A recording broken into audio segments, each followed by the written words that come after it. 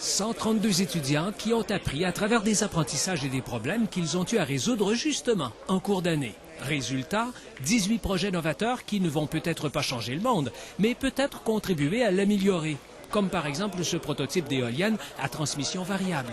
Le ratio nous permet de fournir une vitesse différente qui s'adapte au vent, en réalité, à notre pale d'éolienne. Autrement dit, peu importe la force du vent, on arrive à tirer le maximum d'énergie. Enfin, presque. On a réussi à tirer 20 plus d'énergie d'une éolienne à transmission ratio variable, comparativement à une éolienne à ratio fixe dans exactement les mêmes conditions. On connaît déjà le principe du pilote automatique. Le défi qu'a relevé cette équipe-ci aura été de miniaturiser toutes les composantes qui permettent à l'avion de voler tout seul, finalement. On voit ici là, le GPS, c'est ce petit module-ci.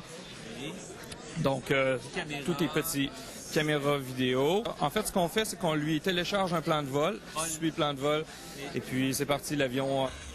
Et non, les résultats ne viennent pas tout seuls. Nous, ce qu'on s'est dit, c'est qu'on était capable d'automatiser en fait une tige d'une table de baby-foot avec 3 000 puis 8 mois, puis 8 personnes.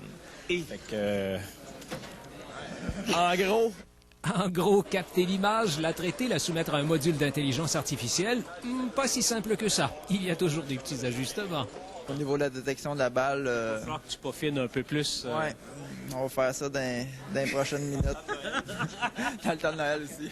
On voit que la méthode porte fruit, là, que les étudiants s'intègrent très bien dans cette approche. On a commencé également à avoir des feedbacks des employeurs.